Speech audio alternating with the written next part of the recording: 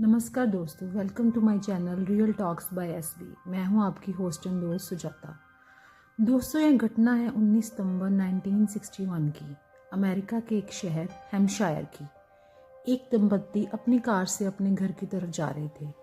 तभी उनकी कार के सामने अचानक से एक तेज रोशनी हुई, जिसे देखकर वह घबरा गए और अचानक उनकी याददाश्त खो गई। जब वह लोग होश में आए तो उन्हें पता चला कि वे अपने घर से कई मील दूर थे। इसके बीच उनके साथ क्या हुआ उन्हें याद नहीं था। बाद में दंपत्ति ने हिप्नोसिस के माध्यम से अपने अनुभवों को फिर से याद करने की कोशिश की तो उन्होंने बताया कि उन्हें एक ऐसी हाई टेक्नोलॉजी वाले एलियन शिप ने अपहरण कर लिया था। वहां मौजूद एलियन उनकी शारीरिक जांच कर रहे थे। इस घटना की चर्चा बाद में पूरी दुनिया में हुई। दोस्तों, ऐसी कितनी ही घटनाएं हैं जहां कई लोगों ने एलियंस या उनके स्पेसक्राफ्ट को देखने के दावे किए हैं, पर आज तक कोई भी स्पेस एजेंसी या वैज्ञानिक एलियंस के बारे में पक्के तौर पर कुछ भी पता नहीं लगा पाए हैं। तो क्या सचमुच में एलियंस होते हैं? अगर होते हैं तो अभी तक उन्होंने इंसानों से कोई संपर्क करने की कोशिश क्यों नहीं की है? और अगर एलियंस हैं तो वो ब्रह्मांड में कहाँ पर है? यही सवाल 1915 में फिजिक्स के एक विज्ञानी एनरिको फर्मी ने पूछा था कि वे सब एलियंस कहाँ पर हैं। फर्मी के एलियन से जुड़े हैं इस सिद्धांत को द फर्मी पैराडॉक्स कहते हैं। आज हम इस वीडियो में इसी फर्मी पैराडॉक्स के बारे में बात करेंगे। दोस्तों, पैराडॉक्स का मतलब होता है विरोधाभास।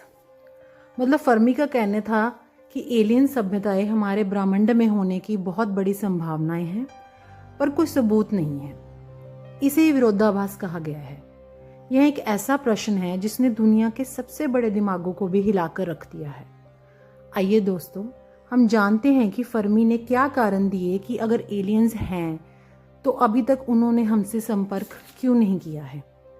दोस्तों, यह जानने से पहले कि फर्मी ने क्या कारण दिए हैं, हम अपने ब्रह्मांड यूनिवर्स को थोड़ा सा जान लेते हैं। दोस्तों, हमारी आकाश गंगा में 200 से लेकर 400 अरब तक तारे हैं और हमारी आकाश गंगा में पृथ्वी जैसे अरबों ग्रह हो सकते हैं। एक खगोल शास्त्री फ्रैंक ड्रेक ने एक समीकरण बनाया था जिससे उन्होंने यह अनुमान लगाया था कि हमारी आकाश गंगा में कम से कम 1 से लेकर 1 लाख तक फुली डेवलप्ड सिविलाइजेशन सभ्यताएं हो सकती हैं। लेकिन फिर भी ब्रह्मांड इतना शांत क्यों है? यह बात और भी डरावनी है। तो अब हम दोबारा फर्मी पैराडॉक्स पर आते हैं। तो फर्मी ने क्या क्या रीज़न दिए कि एलियंस अभी तक हमसे नहीं मिल पाए हैं। सबसे पहला रीज़न तो फर्मी ने ये दिया है, वो कहता है कि धरती और यहाँ के जटिल जीवन के विकास के लिए जो भी आवश्यक परिस्थितियाँ चाहिए वो धरती के अलावा और किसी ग्रह पर मिलना बहुत ही मुश्किल है। इसलिए वो समझता है कि धरती के अलावा कहीं और जीवन अत्यंत दुर्लभ है। दूसरा, वो कहता है कि अगर ब्रह्मांड में जीवन है भी तो वो हम जैसा, मतलब हम इंसानों जैसा जटिल और बुद्धिमान नहीं हो सकता। पर आगे चलकर फर्मी ने माना है कि एलियंस का वजूद हो सकता है और वे हमारी तरह उन्नत सभ्यताएं भी हो सकती हैं।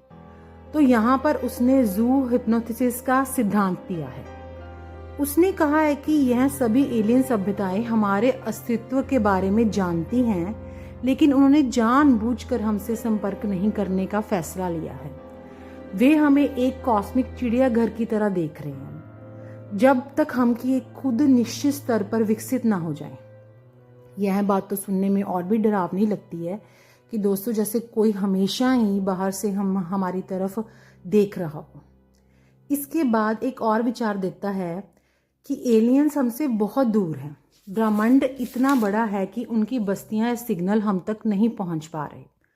प्रकाश की गति भी बहुत धीमी है, जबकि यह बस्तियां अरबों प्रकाश वर्षों लाइट ईयर्स में मापी जाती हैं।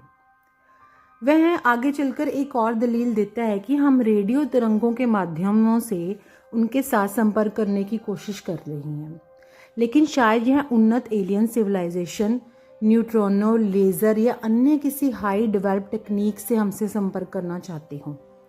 जैसे कि हम एक पुराने रेडियो सेट के साथ एक मॉडर्न इंटरनेट सिग्नल खोजने की कोशिश करें तो वो नहीं हो सकता ना। इसी तरह हमारे पुराने उपकरण उनकी नई टेक्नोलॉजी से मेल नहीं खाते।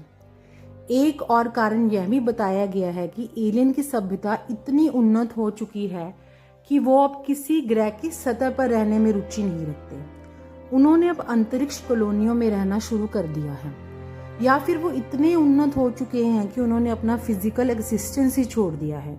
इसका क्या मतलब हुआ कि अब हम उन्हें फिजिकल रूप में नहीं दे सकते। तो दोस्तों, यह कई कारण हैं जो फर्मी ने हमें बताए हैं।